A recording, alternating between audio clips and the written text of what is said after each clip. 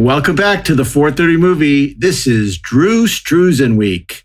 And once again, we're commemorating the passing of another cinematic legend. In this case, it's artist Drew Struzan. And as always, I'm here with Mr. Monday, Steve Melching. I'm rolled, not folded. Tuesday, it's DAREN, our DOCHTERMAN. We're just going to make it one sheet. One sheet, fellas, and that's it. One sheet only. Wednesday, it's Ashley Edward Miller. Poster? I don't even know her. Oh, good one. Thursday, it's me, Mark A. Altman, and this is where we curate our fantasy theme weeks of classic films. And of course, this is going to be the films of that Drew Struzan created the one sheet, so the art for, the key art for. So, DAREN, if you can, tell us a little bit about the great Drew Struzan, because of course, you're a very successful and talented artist yourself. Well, nowhere near the caliber of Drew Struzan, but I happily try to follow in his footsteps. Drew Struzan was born in 1947 in Oregon City, Oregon. And at a youngish age, he moved with his family to California. And he was one of the most famous students to ever graduate from the Art Center College of Design in Pasadena, where I taught for 7 years later.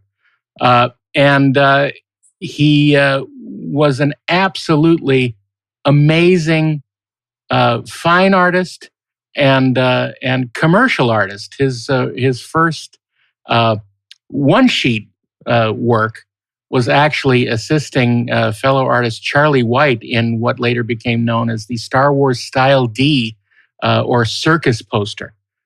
This was the very creative way they put together a Star Wars one-sheet and had areas of it torn away to reveal Obi-Wan and other characters. It's one of my favorite Star Wars posters. But it's the only one that he worked on the first movie until the special editions came out.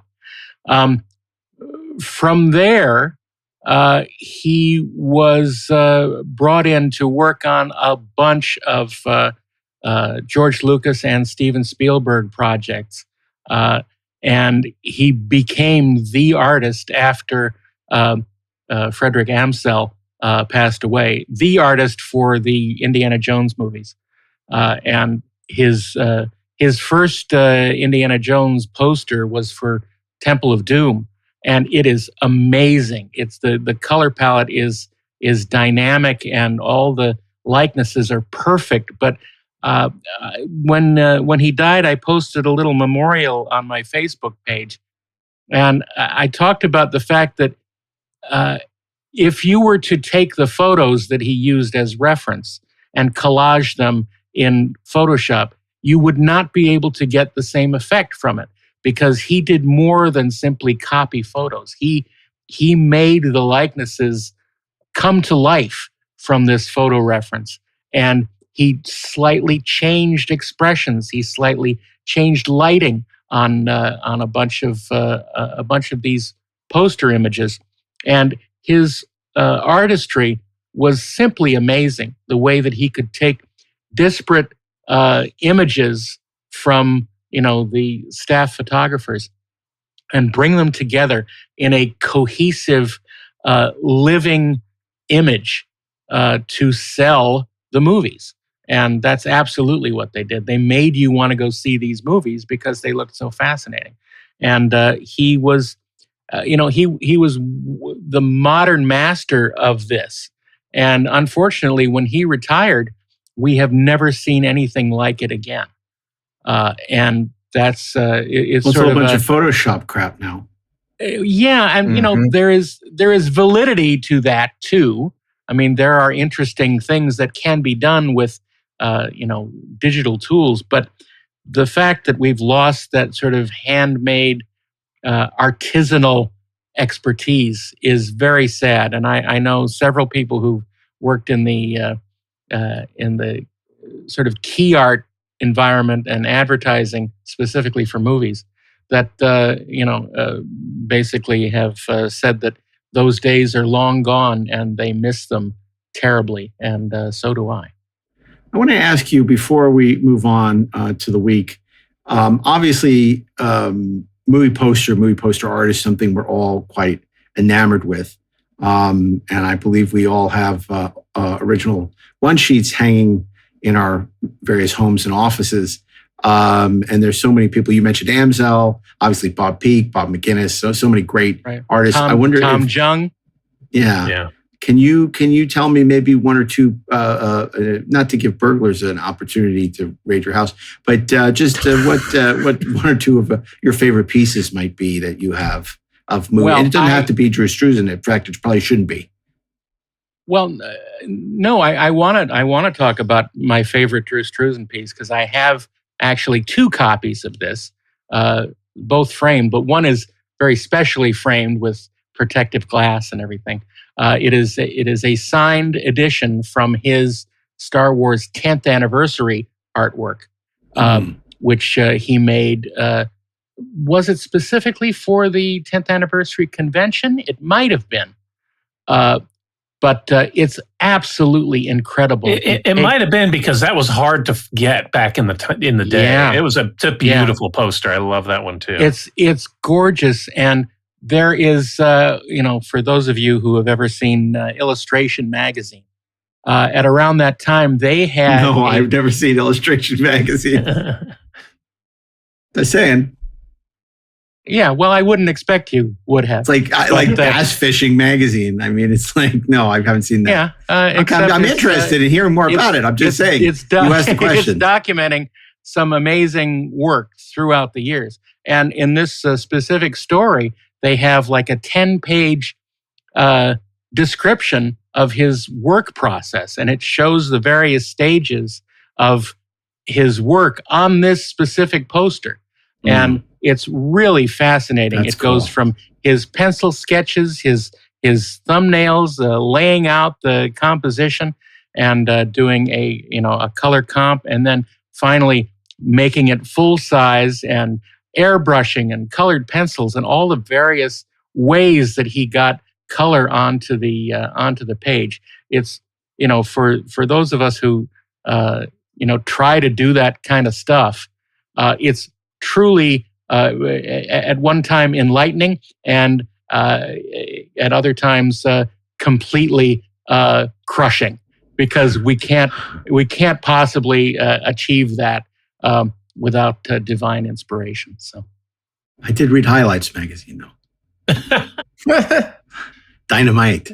I was more of it's more of a Bananas man myself. Really? You like Bananas more than Dynamite? I was disappointed when I aged out of Dynamite because I thought Bananas was never as good.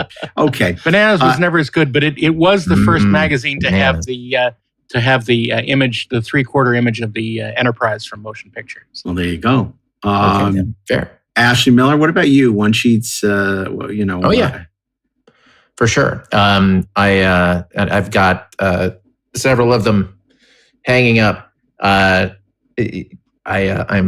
loath to talk about some of them, but I stuff that I really love. We're not giving out your address. Don't worry. I mean, there's a chance that I might be talking about one of them on Wednesday. Oh, okay. I have things like The Keep, which was definitely not Drew Struzan. Is it signed by Michael Mann? It is not signed by Michael Mann. I wish it were. Signed by Michael Mann. I have an original and the very first heavy metal one sheet. That's a gorgeous poster. Yeah, it's awesome. I think it's Richard Corbin. And obviously I've got one sheets for X-Men First Class, for Thor, that kind of thing. But that's more personal than it is about a collecting thing. But those are signed. Yes, they are. Yes, they are. It's funny. I was never that much into autographs until our mutual friend, Mike Broder, sort of got us into that. And, has also been very generous in gifting us with some autographed key art and stuff. And now I'm really into it. Because the only thing I had in my house that was autographed was my Free Enterprise poster by Shatner. But now, thanks to that, and then the largesse of Mr. Broder, and then of course I got it when we were in Vegas. Sam Jones and Melody Anderson to sign my Flash Gordon one sheet, which is like really cool. Nice, dude. Yeah. Oh yeah. It was. I brought it for the booth, and then I'm like, oh my God, I got him sign it. We couldn't open it. So we just shattered the glass and had them bet for glass and had them sign it. It's just freaking awesome. That's cool. So, okay, what about you, Steve? I know you have, we've talked about some of your one sheets in the past that you have hanging in your, and I'm curious if for you it's about the beauty of the artwork or the love of the movie or both. Both and either or both. I've had a number of Struzan posters. I have probably at least a dozen of them in my collection. I had his Revenge of the Jedi teaser poster hanging on my wall, signed by Mark Hamill for many years. But I don't have any Struzan posters up now. But two of my favorites are I have the Richard Amsel Raiders of the Lost Ark, the original one sheet, which I love. It's always one of my favorite pieces of key art. I literally did not know Amsel had a first name. I just knew him as Amsel. O-S-C-A-R? I prefer that one too. He did another one that I don't like as much that you seem to see more often these days. With the one that looks like Disco Arc? Yeah, I don't really like that one. Well, no, the Disco Arc Drew did. That's Drew Struzan. Struzan. Okay. Yeah. And I do really like that. But I think that was a foreign one sheet, maybe. It was. I remember it might have been, but it was also the album cover for the movie on record, which was a revelation when I saw that. Like, oh my God, this artwork is great. This record's great. But I think one of my other favorite posters I have is my Tom Jung, Man Who Would Be King one sheet. That's a great one. That's a great one. Signed by Michael Caine, Sir Michael Caine. That's so great. Michael Caine. That you had Michael Caine sign it. Too bad you can never get Sean Connery. Yeah. Well, you could, but it would require dark magic. Oh my God, it's so great. It's funny. I always say, my interest in movie posters goes way back because, back when I was a kid, people had pictures of like Farrah up on their wall and stuff like that. It was the Farrah Fawcett from, Famous and all that. I didn't have that. I remember in my room growing up, I had Conan. I had Star Trek: The Motion Picture and Revenge of the Jedi and Heavy Metal. But you could have split the difference. And Psycho 2. And Psycho 2. The Burning Bed. And Psycho, and Psycho 2. And it was so like, they were all so different. And Psycho 2 as well. As well, yes. And Psycho 2 as well, not Psycho 2.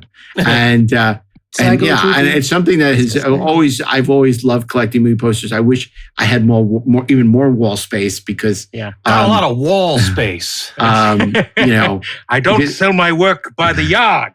I mean, still, Bob Peake's Star Trek: The Motion Picture is one of my favorites. But I Spy Who Loved Me is, and Live and Let Die. I mean, all the Bond stuff is gorgeous. I remember in the past seeing a number of Bond posters on your wall. And of course, I'm very proud of. I love my Excalibur, which is just one of the greats of all time too. So and right behind me, you can't see because I'm using a virtual background, is my Dirty Dozen one sheet also, which I love. Nice. So a lot of cool stuff. Remember, Steve, when we went to Telluride, there was that great one sheet store. You must have bought something from him. He was great. I forget what his name was. What was his name? I bought a one sheet for the Devils. Oh, I remember that. Wow, I remember that like it was yesterday. That's a good pick. Yeah, it's a great poster too. I bought Sweet Smell of Success from him. I bought The Narrow Margin from him, and the original, not the Gene Hackman remake. And then I bought this absolutely gorgeous poster for a movie I've never seen. So it answers my question. It was such a beautiful piece of artwork that even though I never seen it, and my son doesn't understand how I've never seen the movie. And in fact, we had to take it down when the kids were young because it scared them, for a movie called Vendetta, and an old film noir. And it's just so gorgeous, and the printing and the colors are so rich. And I love that poster so much. But anyway, we're here. Movie posters are very special to us. Obviously, as a subscriber for many years of Illustrator magazine, artwork is incredibly important to Darren. He's made a career of it, a very successful career. And so it's very important to pay homage to the king, Drew Struzan. And we're going to do that right now as we program a week of Drew Struzan movies, starting with Steve on Monday. Well, Drew Struzan was such a force in movie marketing. No pun intended. Starting in the late 70s, but all through the 80s and into the 90s, so many iconic posters for hugely successful movies. He had that gift of being able to, capture a movie and draw your eye to a poster. You're walking through a theater and you're just drawn to his imagery because it's so evocative. And Darren talked earlier about, how he's able to combine all these images from the film to make the poster itself sort of tell the story of the movie. It's almost like you're looking at the whole lobby card set at once, but it's all merged together. But my pick for Monday is a movie that we've talked about before. Everyone's seen it. It's one of my favorite movies. It's, I think, one of the best movies of the 80s. I had the one sheet for it hanging on my wall because that year when this movie came out, my parents went shopping for a new car. And one day we wound up at a Toyota dealership, and they had a poster for Back to the Future hanging on the wall that had a sticker on it. A sticker for the Toyota 4x4. So I have my one sheet for Back to the Future has a Toyota dealership 4x4 sticker on it, advertising the truck, the pickup from the movie.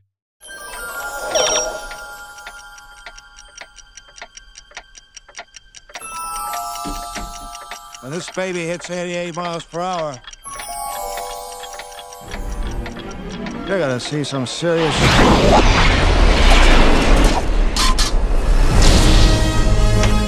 I'm from the future. I came here in a time machine that you invented. Great Scott! 1.21 gigawatts! What the hell is a gigawatt? And fly. Hello? Anybody home? You're George McFly. Who are you? Dad! Just relax, Calvin. You got a big bruise on your head. Well, that is your name, isn't it? Calvin Klein? It's written all over your underwear. We're sending you back to the future. Oh, listen to this. Hold on, fellas. I'm afraid you're just too darn loud. Can't guess you guys aren't ready for that yet. But your kids are gonna love it.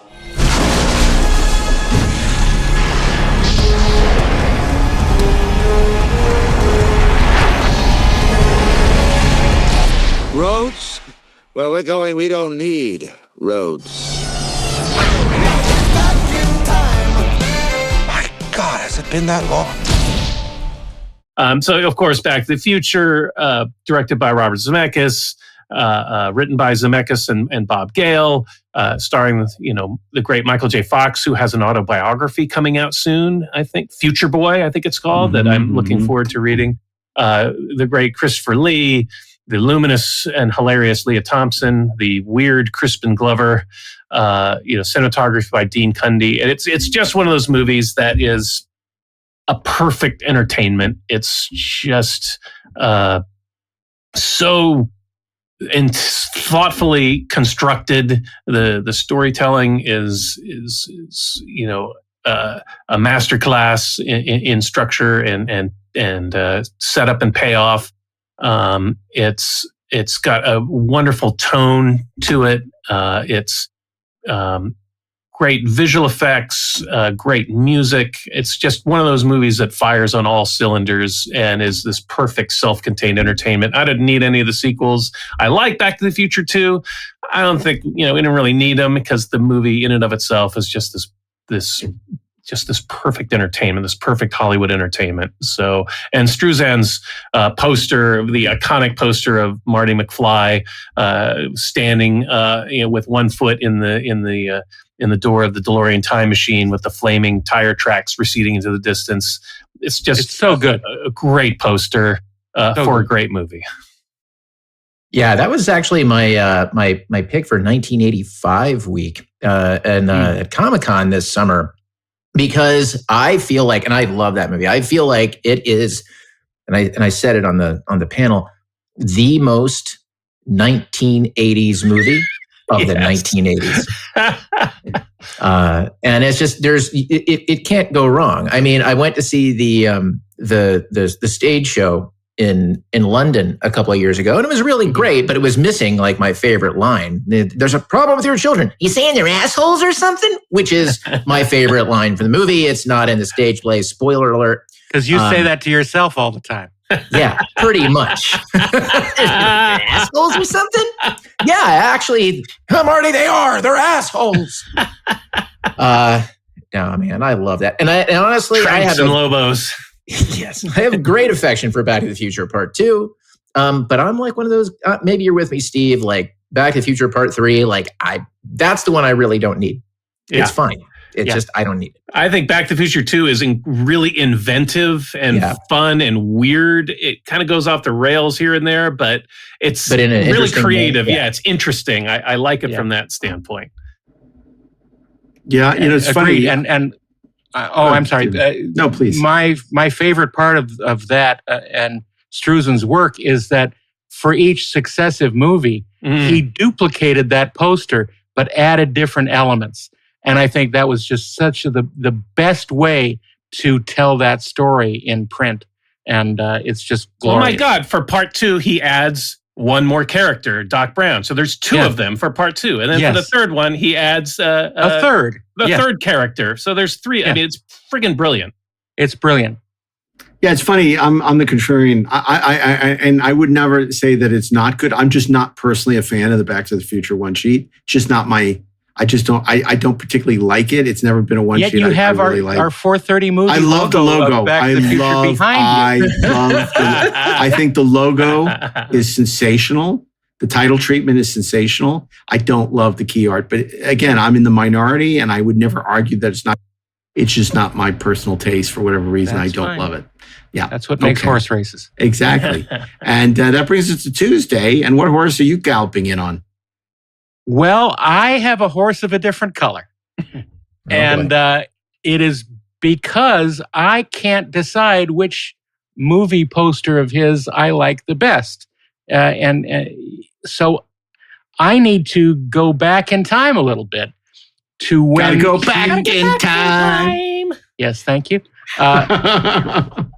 To when he was doing artwork for album covers. And this is related to his movie work. Because he did a specific album cover for Alice Cooper that was sort of like this sort of a magician kind of thing. He was in a tuxedo, and he's standing in the middle of this album cover. But that was later used to develop the logo for Industrial Light and Magic, which he painted. And it's the famous logo with the magician standing in the middle of a big cog that has ILM embossed on it. And he's levitating a light bulb, and he has a top hat and a magic wand. It is really evocative of everything that ILM represented. It looks expensive, and that's what ILM represented too. But it's such a beautiful piece of art on its own, and it represents a whole bunch of wonderful films that we've been familiar with over the years. So that's my choice for Drew Struzan Week. So for Tuesday at the 4:30 movie, there'll be a still frame of that artwork on the TV. Well, do you have an ILM movie? Yeah. Like a movie that ILM did the certainly effects the on? ILM documentaries on Disney there you Plus go. are We'll allow amazing. that. We'll allow that. Okay. Visual effects create the magic that makes people want to go to the movies. Movies are special effects. We start with an empty frame. Anything is possible. As audiences see through the illusion, the bar just raises. How do we do this now? How do we make this look great? I leave it to the geniuses at ILM.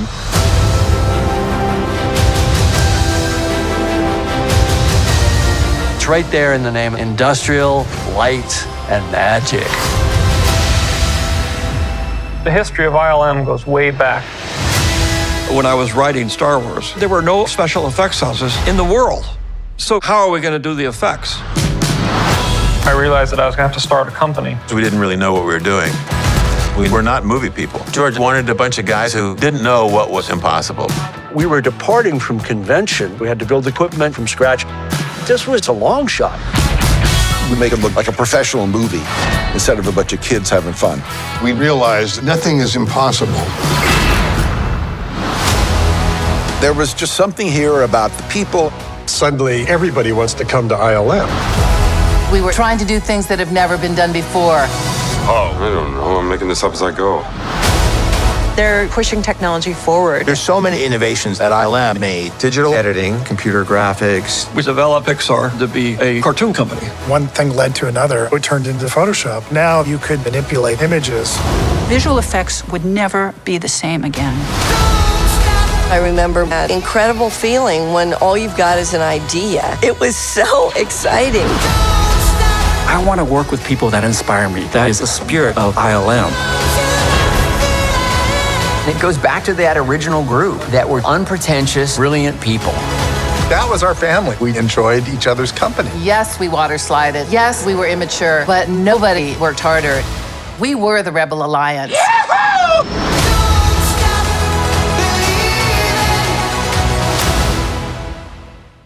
Yeah, let's do that. Let's go with ILM Light and Magic.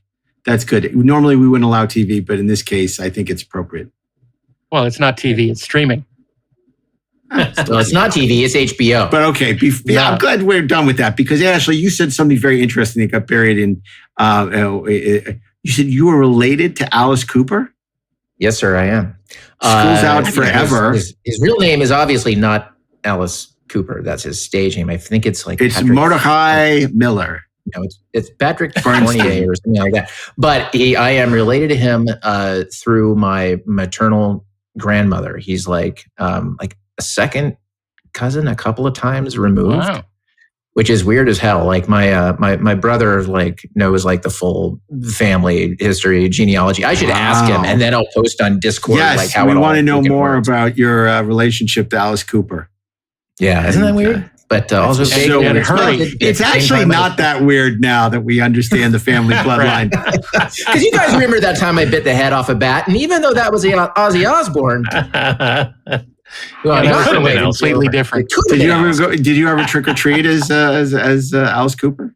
I did not. As Cousin Alice. Cousin Alice. Okay. So Ashley, we have two picks now. We have ILM and we have Back to the Future. I'm very curious to see so many great opportunities for you to be right. What are we watching on Wednesday? And how you can bring Cloak and Dagger into it. I can't.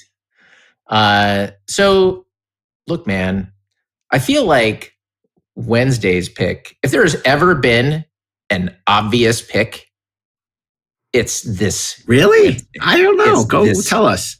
Week. Obvious. I happen to own an original Drew Struzan one sheet for. I think I know what it is. I know what it is too. Yeah. Okay. Made. Yeah. Okay. Good choice. And what other movie could I? Hold on, talking? Steve. Do you know what he's talking about? Because I think I do. It's And a surprise for me. It can be one of two. It hides in a very warm place in his house. Okay. It's you know what? Nope. It's not it's that. The other that was like my second choice. No, it's the other. Wait a second. That isn't the choice? What is wrong with you, Mr. Miller? No, I know exactly why. So once upon a time, DC Cab? No. I took a meeting with Nick Refn, and it was for doing a remake of Logan's Run. And he's just this tall Euro trash, whatever. And I thought at the time, God, what a douchebag. How could he possibly be talented? Then it turns out that he was, which I was really mad about. But during this meeting, he was playing for time. He didn't really want to make this movie. And so he looks at me and he looks at my erstwhile writing partner, Zach, and he goes, "So tell me, what is your favorite movie?" And I said, well, it's a tie between. Because between Casablanca and Big Trouble in Little China. Yeah, okay. This is Jack Burton in the Pork Chop Express, and I'm talking to whoever's listening out there. It's a pretty amazing planet we live on here, and a man would have to be some kind of fool to think we're all alone in this universe. There is a hidden world where ancient evil weaves a modern mystery. What's going on here? Is this some kind of magic? The darkest magic.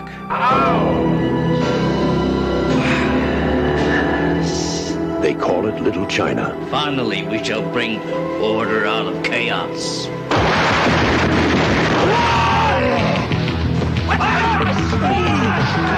It's where Big Trouble was waiting for Jack Burton. Who? Jack Burton. Me. Jack. Jack? Jack! They told him to go to hell. You make one move. And that's just where he's going. Somebody, I don't care who, tell me what is going on.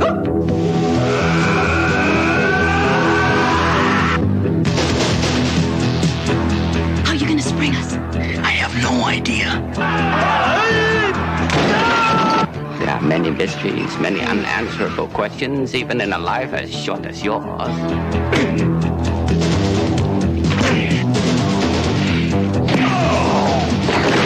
My destiny rests in your capable hands. Hey, I'll do my best.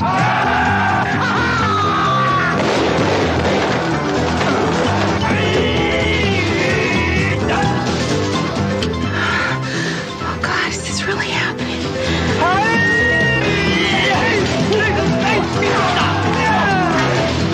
This is gonna take Cracker Jack timing, Wang. 1, 2, 3.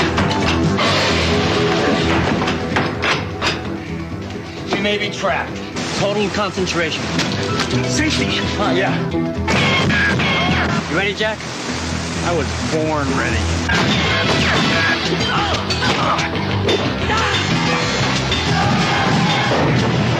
Way to go, Jack. Jack Burton's coming to rescue your summer. Hey, what more can a guy ask for? 20th Century Fox presents Kurt Russell in John Carpenter's Big Trouble in Little China. It's all in the reflexes.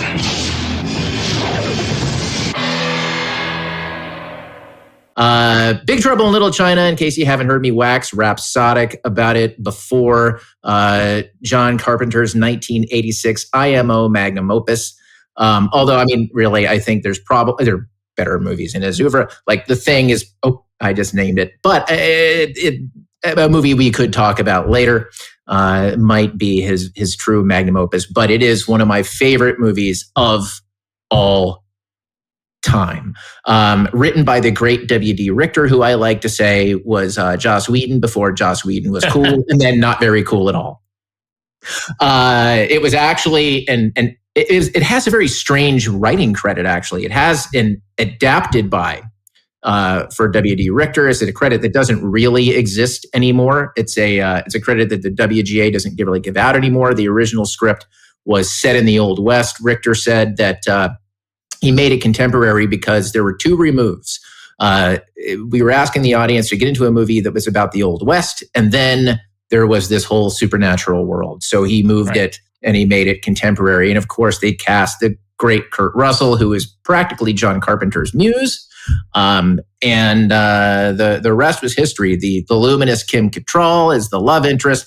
But what I really want to talk about, because this is Drew Struzan week, is it's not really so much about the movie. I want to talk about the poster and why I love it. Now, look, the reason why I bought it and it's on my wall is because it is one of my favorites. You know, it occupies a place of honor with like two of my other like favorite movies where I've got my original one sheets that I love. I told you guys, The Keep, Heavy Metal, they stand for different things. But Big Trouble in Little China is the bomb diggity. And I love this poster. I'll tell you what's great about it.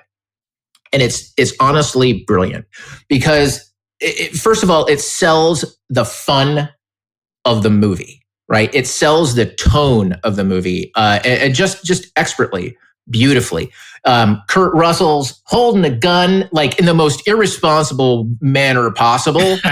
He is literally looming over the action, but he's not actually engaged in any of the action. Right. In the poster, He's all just the action out. is kind of happening around him as he's just sort of holding a gun. He's holding like a CB radio mic, and you can see the truck, you can see the Wing Chun, you can see like the Tongs getting ready to fight, you can see the storms, and they're all there. And like he perfectly captures just how sexy Kim Cattrall is in this movie.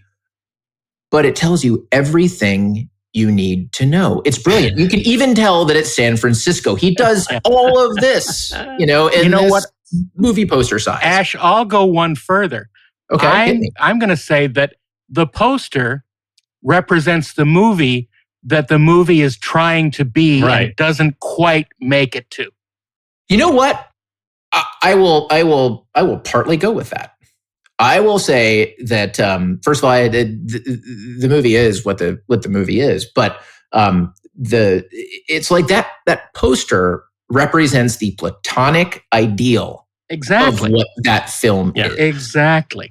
Jack Burton, standing, like a Colossus of Rhodes, like this superhero, like unbothered by everything, and that immediately makes you think of the scene in the movie where he shoots his gun in the air and knocks himself out with debris, while all the action continues around him while he's passed out, stone cold on the floor. But correct me if I'm wrong, and I don't think I'm wrong. Struzan used a lot of photo reference for his work, as a lot of artists do. And that is Drew Struzan. Drew is Jack. Yes. And that was him in that pose, and he put Marcello's face on his body. I think you're right. Okay, so Drew Struzan was swole, guys. That's what we're learning this week. At least at that point. Yeah. Right, and he had a mullet. That was also cool. No, he didn't have a mullet. Business in the front, party in the back. I mean, I can't tell you how much I love the movie, but every time I look up at that poster on my wall, sit in my media room, like I look over at it and I just smile because it's like looking up at an old friend. And I can't recommend the movie highly enough. If you haven't seen the poster, run out online and check it out. It's honestly, I think, one of my favorite movie posters of all time. And partly because of my sentiment, but partly because it's just so great. No, it just brilliant. Does its job. Thank you. It's absolutely brilliant, and I fully agree with you. Yeah, I saw that movie in first run. I was one of the people that actually saw it in the theater that weekend. I loved it immediately because it appealed to my, it's just so weird and wonderful. And I own an original one sheet for it as well. It's signed by John. Got it signed by John Carpenter. Wow. At a Dave's Laserdisc event years ago. But unfortunately, I don't have the wall space for it. I'm dreaming of the day I can have it linen mounted and framed properly and put on my wall. Because like you, it also makes me smile just looking at that key art. It's just brilliant. And it's signed. You got to do it. Yeah. I'm fairly sure I've mentioned this on the show before, but Big Trouble in Little China was the first movie set I ever visited. Really? I'm so jealous. No, that's not true. You were at Sesame Street before that. Yeah, that's not a movie set. That's television, Mr. Altman. What about Follow That Bird? No, it wasn't Follow That Bird. But we got to visit the sort of the neon temple with the where they had the big jumping fight. And that was still amazing. Up. And, several other of the sets, they weren't shooting at the time. I think they had just finished shooting. This was in the fall of 1985, and it was amazing. And it was on the Fox lot. They shot the whole thing on the Fox lot back when there was a Fox lot, and it was amazing. And so I do have a personal connection to that movie too. I think the first movie set I visited was Back to the Future 2, Hill Valley, nice. Future Hill Valley. I mean, I'd been through on the studio tour in the tram before, but this was after hours walking around Future Hill Valley Town Square. So you went to the future of 2015, which is now in the past. 10 years ago. That's right. Wow. I'm surprised. I thought you were going to pick Cutthroat Island or DC Cab, so I'm a little surprised. Both are great posters. Yeah. Well, that I want to talk about that on Thursday. Here's the thing: I didn't get the memo because you guys are all picking great posters and great movies, right?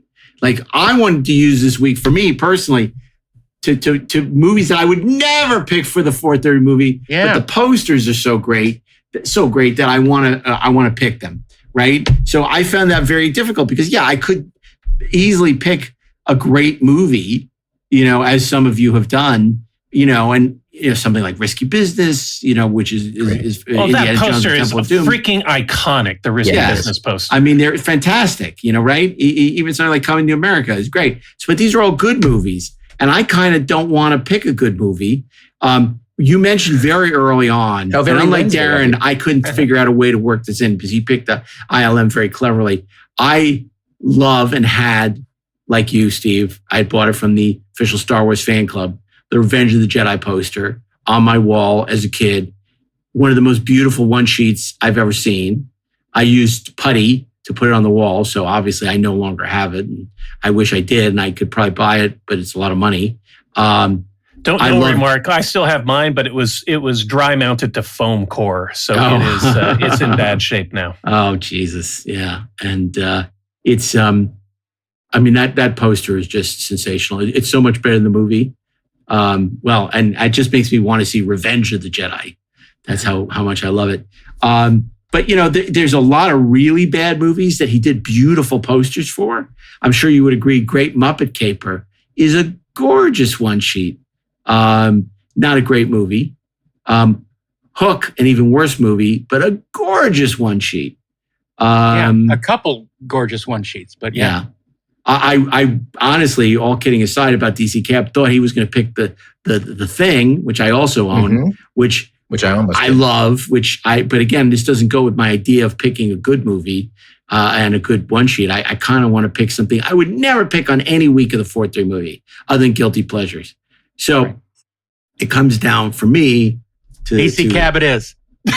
No. Pity the fool. I came very close, but I'm not going to pick it. Adventures in Babysitting, which I think is a stunning poster. Elizabeth Shue, first movie directed by Chris Actually, I really Columbus. dig that movie. Also, Thor. I do too. It's too good. It's this great screwball, wacky, you know, and anyone who babysat as a teenager, you know, can relate to this. It's a terrific movie. Great cast. I think Vincent D'Onofrio is the villain in that. And no, Vincent D'Onofrio plays Thor in that. Oh, right. That's right. Oh, that's right. Of course. Dave Simpkins wrote it. Terrific. And it's just a beautiful one sheet. It was a one sheet I always wanted, never had. And in fact, it was one of those one sheets I wanted, and I didn't see the movie till many years later.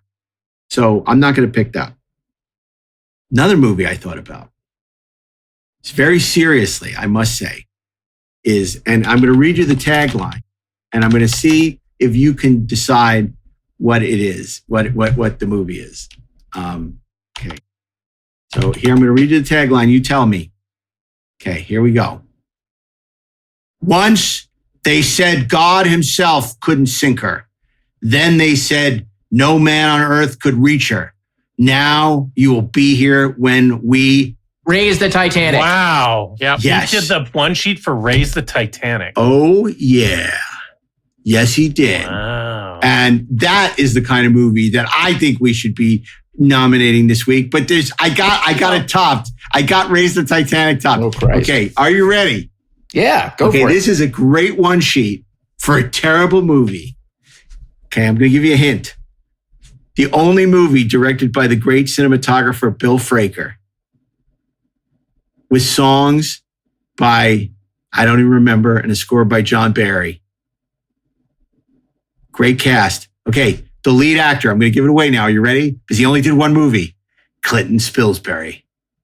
Oh, Legend of the Lone Ranger. You are correct, sir. That is my pick for Thursday. The Legend of the Lone Ranger. As America grew along the new frontier, many great legends were told. Dad! But no legend was greater than the one that surrounded a man of mystery, a man who began as John Reed. Orphaned in an outlaw raid, raised by Indians, and witness to his brother's murder, he made a bond that lasted a lifetime. I swear to you, Dad, there will be justice in the West. For he rode to fame. To this, my brother. With the mark of a silver bullet. I pledge my life. And a black mask across his face.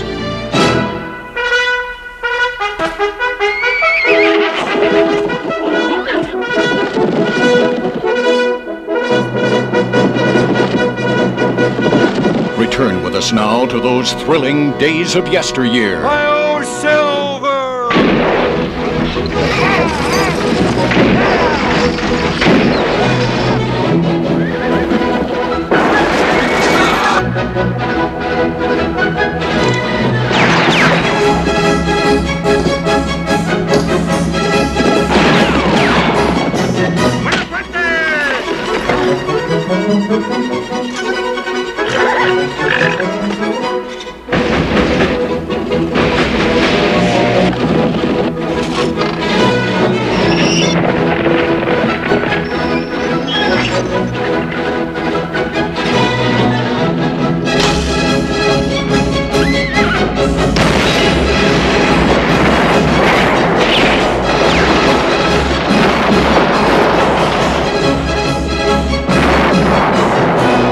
With his trusted Indian companion, the daring and resourceful masked rider of the plains led the fight for law and order.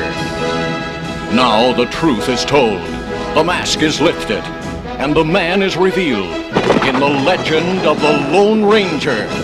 Who is that masked man?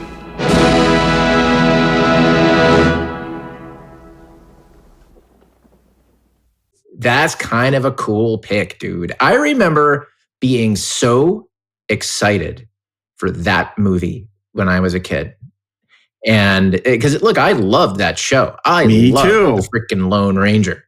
And the idea of there being like a movie just to me was awesome, because this was a time when it was like Superman the movie, right? Or Star Trek, the motion picture, and Star Wars, and everything was cool. And Jason Robards as Ulysses Grant. Not cool. But I wanted to love it. I had the same, strangely enough, I had the same experience.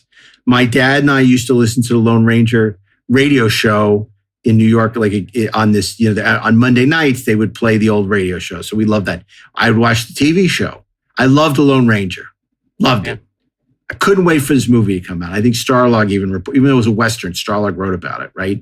And this great cast, Michael Horse and Jason Robards and all these great people, and Clinton Spilsbury, and the poster was great. John Barry did a just great score. And I'm like, my dad and I were so excited, and we went together to go see it. And it was terrible. Yeah. It was absolutely terrible.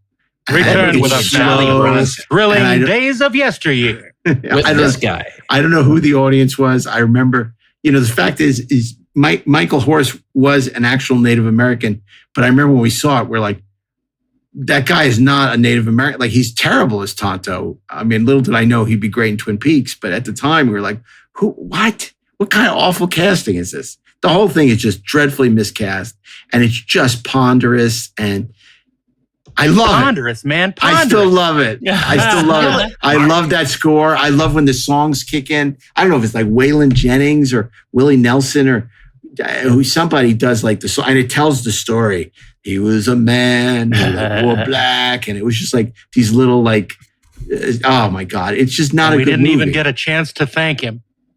Yeah, before he rode away in a cloud of dust. It's not a good movie. Hi-Yo Silver. But and later on, I found out it's fascinating because, of course, Bill Fraker was this incredible DP who I loved. Shot all these incredible films that I loved, and then he directed it. Bill Fraker, how could he? Yeah. And it was from Lord Lou Grade, the same guy who gave us Space 1999 and the Muppets, and the Titanic, and the Muppets. Yeah, exactly. You know what? And he did the Muppet movie too, Struzan. Directing is not freaking photography. That's why we have DPs to handle all of that stuff. But it is not the same thing as directing the film. Wasn't there a line of terrible action figures for that Lone Ranger movie? Yes, and I had them. Wow. Yeah.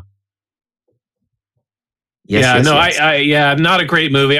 My dad also used to put on, he had tapes of the old Lone Ranger radio show we used to listen to sometimes on Sunday nights when Wild Kingdom wasn't on. The thing that now I'm going, oh yeah, I remember at that time, something that stuck with me was the actor, I can't remember his name for some reason, I'm blanking, senior moment, who played the Lone Ranger in the TV series. Oh, Clayton Moore. Thank you. He would, go around. He would make appearances as the Lone Ranger, but he wasn't allowed to wear the mask. He wore these really dark. They didn't want to hurt the box office for the movie. Yeah, he wore the glasses from They Live. Basically, yeah. So that's my pick. It really came down to Race of Titanic versus Legend of Lone Ranger. It was a Lou Grade SmackDown choice. But I'm going with Legend Lone Ranger. But Adventures of Babysitting came close too. So anyway, so that's Thursday. So that brings us to Friday. Friday's a challenge, right? I have no idea how we're going to do Friday. Look, I think his Star Wars Special Edition poster is great because, it's but he also did The First Blood and Rambo, which was also absolutely pretty good. Yeah. I mean, I don't know. I mean, personally, I'll tell you what, my pick for Friday, other than I think the Thing isn't a bad contender, is The Thing's a good contender. Yeah. It would be Temple of Doom. Ha! That's so funny, Ashley. We've been spending too much time together, apparently, because that was what I was going to say. I was going to say Indiana Jones and Temple of Doom is stunning. The big head poster. It doesn't get enough respect, and it's a gorgeous, gorgeous poster, and I love it. I can't believe you said that. It's just like I'm like, wait, this is Ashley, the nut with the crazy says all this ridiculous stuff. Like, maybe I blame you for saying Diane Keaton died in front of on a Buffy panel. It's your fault, even though you weren't there. I love that idea, but also in the back of my mind, I think The Thing is an incredible choice because of the method that he used to come up with it. He did all of that in a weekend. Right. Wow, really? I just saw an interview with him. 24 hours, they said. And I don't think he saw the movie. From concept to final painting. Right, and he didn't even get to see the movie. Am I right? I don't think he got to see the movie. The movie didn't exist yet. Yeah. They said they put him in a park. He was the photo reference for it. They put him in a park on the gloves. They took he was the really picture buff of it in that pose, and then he painted that whole thing in 24 hours. Wow. Incredible. I think it's hard to argue with that. Hell of an argument for The Thing. I think, but the other thing is... The other thing was the sequel to The Thing. Yes. Addams Family Values? For Frank Darabont's The Mist, he painted a one sheet that the main character was supposed to be him. The main character was supposed to be him, an artist who painted movie posters. And he made a Stephen King Black Tower poster for that movie that is featured in the movie. They move right past it. It's gorgeous, but it's also representing his work, And I think that's an interesting thing to consider for Friday. I don't think we're going to pick it. Right. I think that was a fascinating piece of information, of trivia. It is. It's really interesting. I had no idea. But I definitely think we want to land the plane with the marquee value. That's why I like To Be or Not to Be. Mel Brooks's To Be or Not to Be. That's another great one. Beautiful movie poster, but I don't think it's a Friday pick. Same thing with Future World. It's not a Friday pick. Police Academy. Not a Friday pick. I think it got to be a thing, particularly knowing the story behind it, that he did it in a weekend. I mean, and it's this iconic movie poster for this phenomenal movie, and I own it. So maybe if we talk about it, the value will go up and I can sell it. Well, I mean, we mentioned Risky Business, iconic image.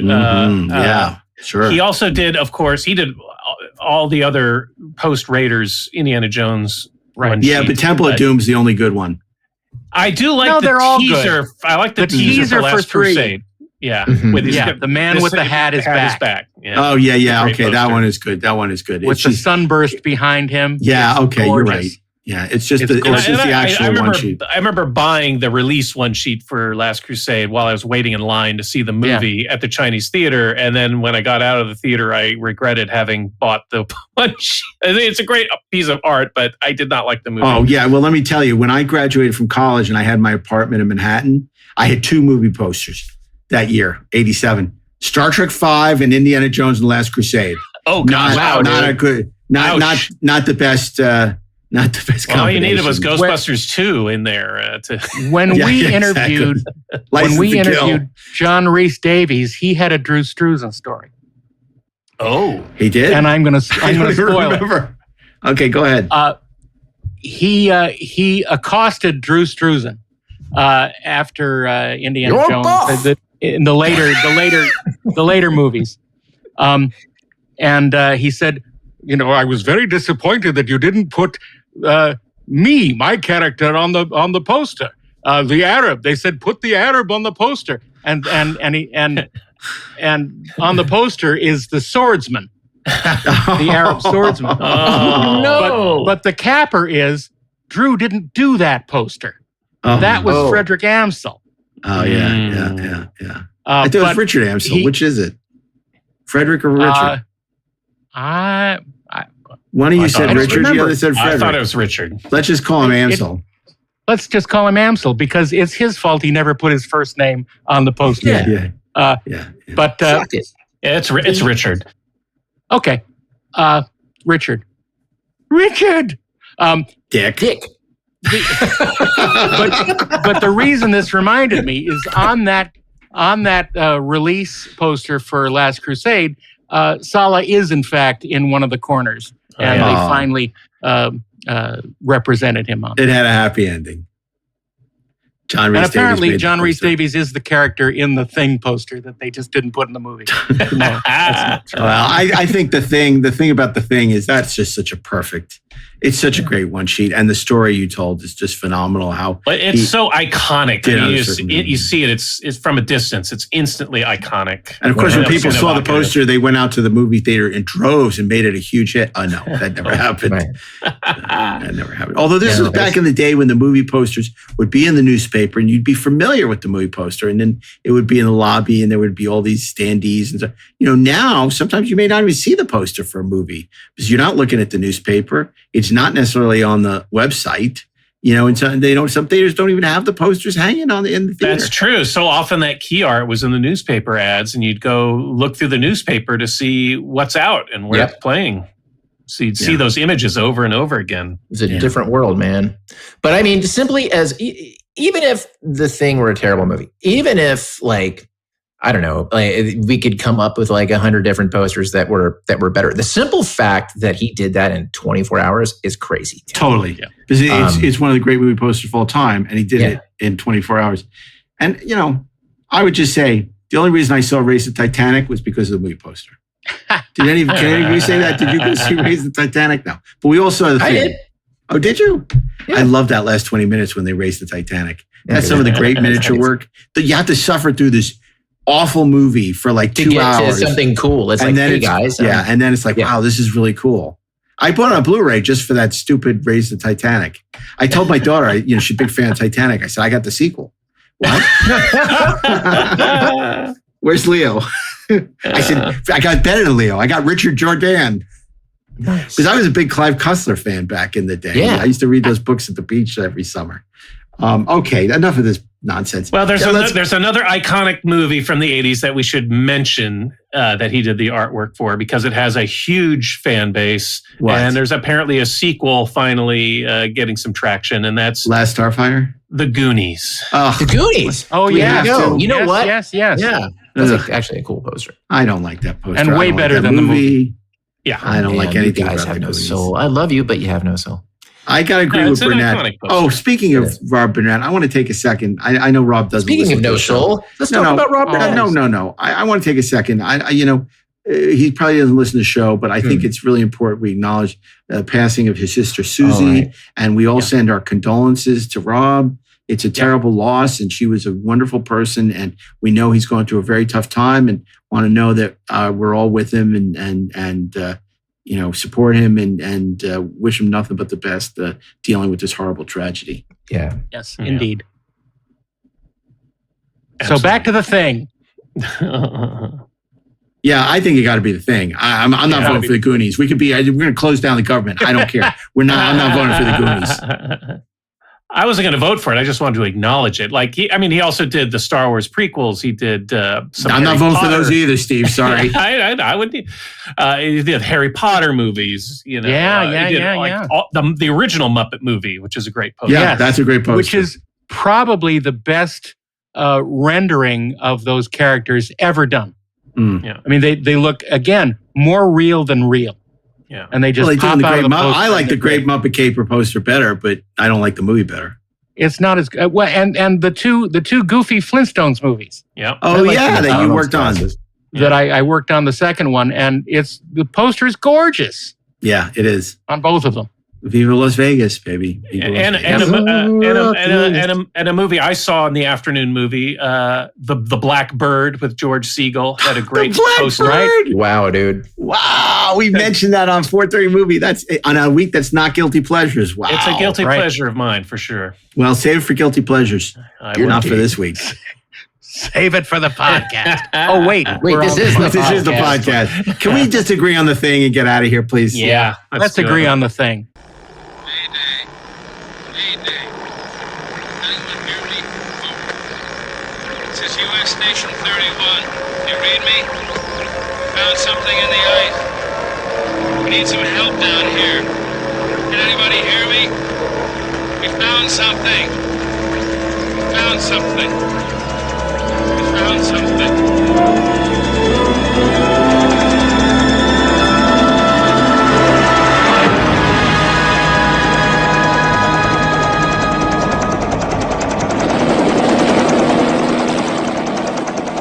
12 men have just discovered something.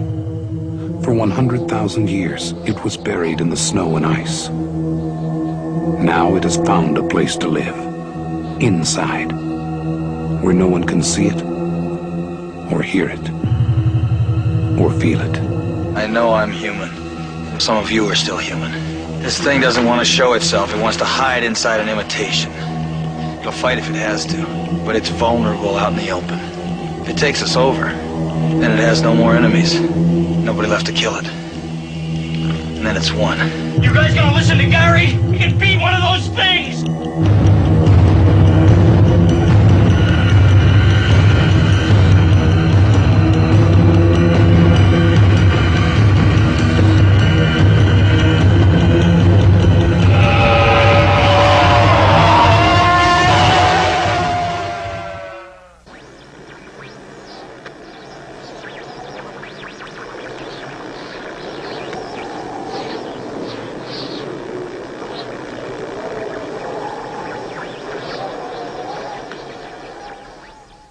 Okay, fantastic. This thing of ours. This thing of ours, exactly. I'd watch that. Okay, so just to remind us what we picked on Drew Struzan Week, Steve, tell us what we're watching on Monday. Well, Drew Struzan's iconic artwork for Robert Zemeckis' Back to the Future. Okay, on Tuesday, Darren DOCHTERMAN. On Tuesday, the wonderful, evocative logo for Industrial Light and Magic.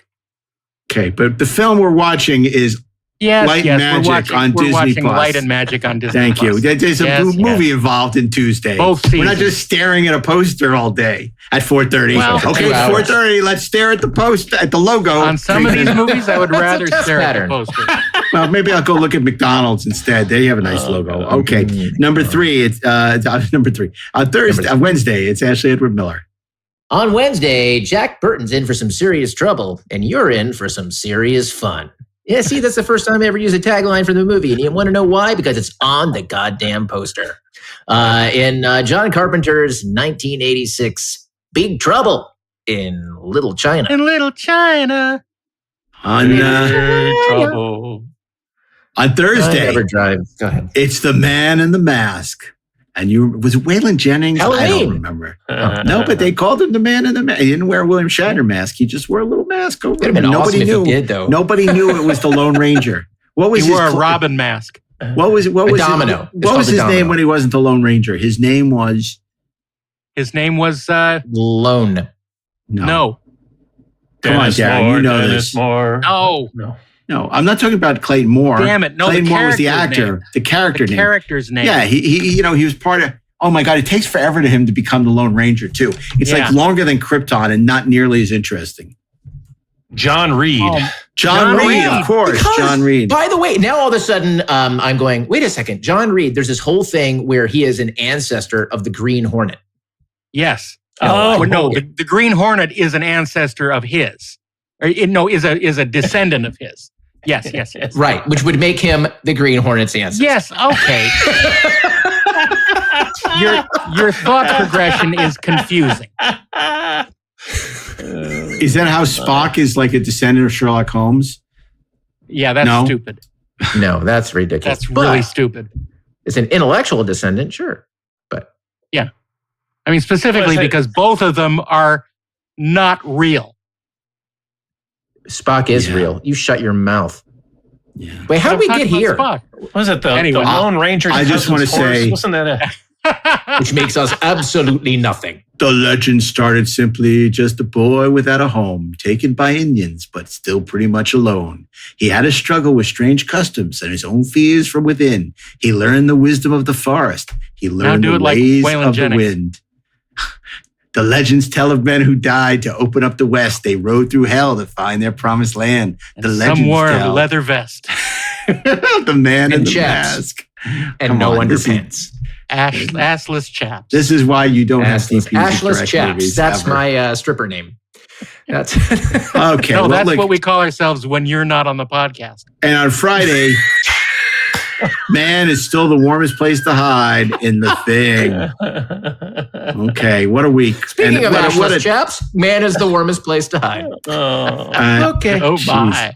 By the way, did you see Roofman? Roofman, that's a great movie. I really enjoyed it. I wanted to see that, yeah. Oh, I really liked it. To check it out because we're going to have to do our best movies of 2020. It's a sequel to The Irishman. Yeah, that's right. Not to be confused with the Roofie Man, the Bill Cosby story. Oh, see?